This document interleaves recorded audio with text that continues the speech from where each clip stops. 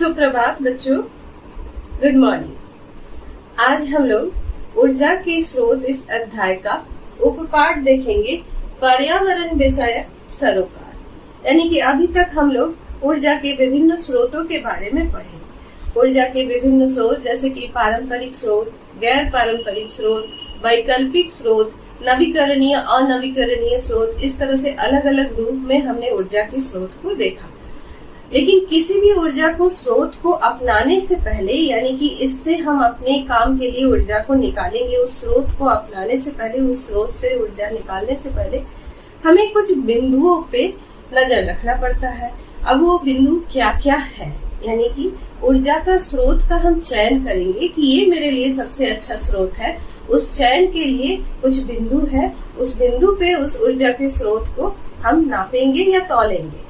पहला जो है वो सरलता। सरलता मतलब ऊर्जा के स्रोत से ऊर्जा को निकलने का जो तरीका है वो क्या होना चाहिए, सरल होना चाहिए। दूसरा है मितव्ययता। मितव्ययता मतलब ऊर्जा के स्रोत से ऊर्जा को पाने का जो भी प्रोसेस है, जो भी तरीका है, वो तरीका जो है बहुत ज्यादा उसमें लागत ना लगे, उसमें बहुत ज्यादा खर्चा ना हो। अगर ऊर्जा को निकालने में हमें बहुत ज्यादा खर्चा होता है तो वो ऊर्जा का स्रोत हमारे लिए लाभकारी नहीं है। तो हम ऐसे ऊर्जा की तरफ तब जाएंगे जिसमें हमें कम लागत लगे।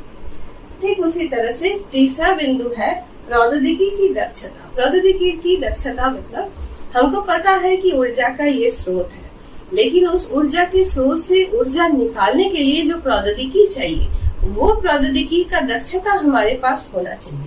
अगर हमारे पास उस प्रौद्योगिकी का दक्षता ना हो तो हम उस ऊर्जा को इस्तेमाल नहीं कर पाएंगे। जैसे हम नाभिकीय ऊर्जा का बात करते हैं तो नाभिकीय ऊर्जा में हम नाभिकीय विलयन या नाभिकीय संलयन जो भी अभिक्रिया है, उस अभिक्रिया से ऊर्जा को हम निकालने का या ऊर्जा को संचित करने का हम तरीका हमको पता होना चाहिए, प्रौद्योगिकी हमें पता होना चाहिए, तभी हम उस तरह के स्रोत से हम ऊर्जा ले सकते हैं। जैसे नाभिकीय ऊर्जा हो गया। ठीक उसी तरह से हम देख रहे हैं कि पर्यावरण की होने वाली क्षति। पर्यावरण की होने वाली क्षति में हम देख रहे हैं ऊर्जा के जितने भी स्रोत है उसमें कोई ना कोई तरीके से वो पर्यावरण को क्षति पहुंचा रहा है। सबसे पहले अगर हम बात करते हैं जीवाश्म ईंधन की, जीवाश्म ईंधन जो है वो जलने के क्रम में दहन के माध्यम से वो ऐसी गैसेस जो छोड़ रहे हैं वातावरण में, जो हरित गृह प्रभाव कर रहे हैं या वातावरण को प्रदूषित कर रहे हैं। ठीक उसी तरीके से हम अगर नाभिकीय ऊर्जा का बात करते हैं तो नाभिकीय ऊर्जा बनते समय तो कोई प्रदूषण नहीं कर रहा है, लेकिन ऊर्जा बनने के बाद जो उन रिएक्टरों से नाभिकीय अभिक्रिया के बाद जो रेडियो एक्टिव पदार्थ जो है वो अगर हम वातावरण में ठीक से उसको नहीं डाल रहे हैं या अच्छा से उसको जमीन के नीचे नहीं दबा रहे हैं तो वो भी एक प्रदूषण का कारण हो सकता है। ठीक उसी तरीके से अगर हम ताप विद्युत कर रहे हैं तो ताप विद्युत केंद्र में क्या हो रहा है, उसके आसपास के वातावरण में हो सकता है कि ताप ज्यादा बढ़ रहा हो। अगर हम सौर ऊर्जा का बात करते हैं कि सौर ऊर्जा, इन सब के मुकाबले में जो है सौर ऊर्जा लगता है कि इसमें कोई भी प्रदूषण नहीं हो रहा है। कोई भी वो जब ऊर्जा बना रहा है उस समय वो कोई प्रदूषण नहीं तैयार कर रहा है या प्रदूषण नहीं कर रहा है। लेकिन एक सौर सेल बनाने के लिए, एक सौर पैनल बनाने के लिए हम जिन उपकरणों को जोड़ रहे हैं या उसके मरम्मत के बाद जिन उपकरणों को फेंक रहे हैं, वो उपकरण कुछ दिनों बाद या शुरू में क्या कर रहा है, पर्यावरण को नुकसान पहुंचा रहा है। तो ऐसे में हमको ये तौलना है, ये तुलनामूलक तरीके से देखना है कि कौन अपेक्षाकृत कम पर्यावरण को क्षति पहुंचा रहा है। कोई कम बेसी सब पर्यावरण को क्षति पहुंचा रहा है, लेकिन अब हमको देखना है कि अपेक्षाकृत कम पर्यावरण को क्षति पहुंचा रहा है, ऐसे ऊर्जा का हमको चयन। ऊर्जा के स्रोत अध्याय का आखिरी पड़ाव में हम लोग देखेंगे कोई ऊर्जा स्रोत हमारे लिए कब तक बना रह सकता है। यानी कोई भी ऊर्जा स्रोत का हमने तो चयन कर लिया, चयन करने के बाद हमको ये भी सोच दिमाग में रखना है कि ये ऊर्जा स्रोत हमारे लिए कितना दिन उपलब्ध रह पाएगा। क्योंकि आज के दिन में, आज की परिस्थिति में हम अक्सर सुनते आते हैं कि जीवाश्म ईंधन जो है और कुछ ही साल है उसके बाद जीवाश्म ईंधन का भंडार खत्म हो जाएगा। इसी से हम लोग दो शब्द सुनते हैं, नवीकरणीय और अनवीकरणीय ऊर्जा।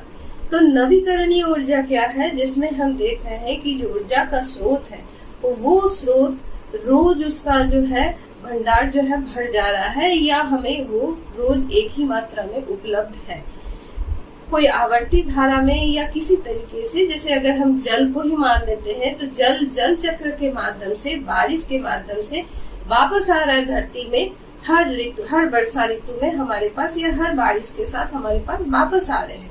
तो ऐसे में हम जल विद्युत को हम मानते हैं नवीकरणीय ऊर्जा।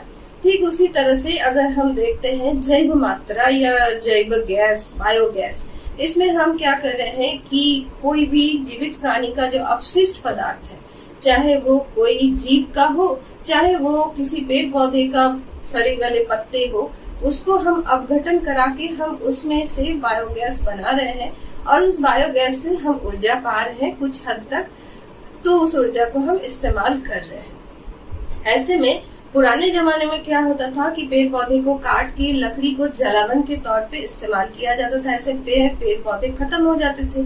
लेकिन अब हम लोग क्या करें, किसी भी पेड़ पौधे या जीव जंतु को खत्म नहीं कर रहे हैं, उनके जो अपशिष्ट पदार्थ है उसको हम इस्तेमाल कर रहे हैं ऊर्जा के लिए। ऐसे में ये अपशिष्ट पदार्थ हमें हमेशा मिलते ही रहेंगे जब तक जीव जंतु या पेड़ पौधे हैं तब तक। तो ऐसे स्रोत को भी हम नवीकरणीय स्रोत कह सकते हैं। अनवीकरणीय स्रोत मतलब जिसका भंडार जो है वो खत्म होते जा रहा है, या उसका जो आवर्ती धारा में दोबारा बनने का जो उसका प्रोसेस है, प्रक्रिया है, वो काफी समय लेगा और उस समय तक आते आते हमारा जो भंडार जो है वो खत्म हो जाएगा। जैसे जीवाश्म ईंधन को बनने में करोड़ों साल लगते हैं, लेकिन हम जिस दर से अभी जीवाश्म ईंधन का खपत कर रहे हैं, तो नया जीवाश्म ईंधन का भंडार बनने से पहले अभी का वर्तमान का जो भंडार है वो खत्म हो जाएगा। अगला जो भंडार बनेगा हो सकता है लाखों साल, करोड़ों साल बाद वो जीवाश्म ईंधन का भंडार फिर से तैयार हो, लेकिन आज के लिए वो खत्म हो जाएगा। ऐसे में हमें ऊर्जा के चयन के लिए, ऊर्जा का स्रोत को इस्तेमाल के लिए हमें ये चीज देखना है कि क्या वो ऊर्जा का स्रोत आवर्ती धाराओं में चलते चलते वो फिर से नवीकरणीय होके मेरे सामने आ रहा है कि नहीं, या एक बार खत्म हो रहा है तो खत्म ही हो जा रहा है। या तो हो सकता है कि उसका जो भंडारण है वो विशाल है, इतना विशाल है जैसे कि समुद्र का पानी इतना विशाल है कि उसमें से अगर हम खपत कर रहे हैं, रोज विद्युत उत्पादन के लिए कुछ खपत भी कर ले रहे हैं, तो ऐसे में जो उसमें इस्तेमाल होके खत्म हो रहा है उसका मात्रा काफी नगण्य होता है। तो ऐसे में कुछ अंतर नहीं पड़ता है ज्यादा। तो ये चीजों को हमको देखना है कि ऊर्जा का स्रोत का भंडार जो है कितना विशाल है, या क्या वो नवीकरणीय है, क्या वो आवर्ती धाराओं में बार बार आ रहा है कि नहीं आ रहा।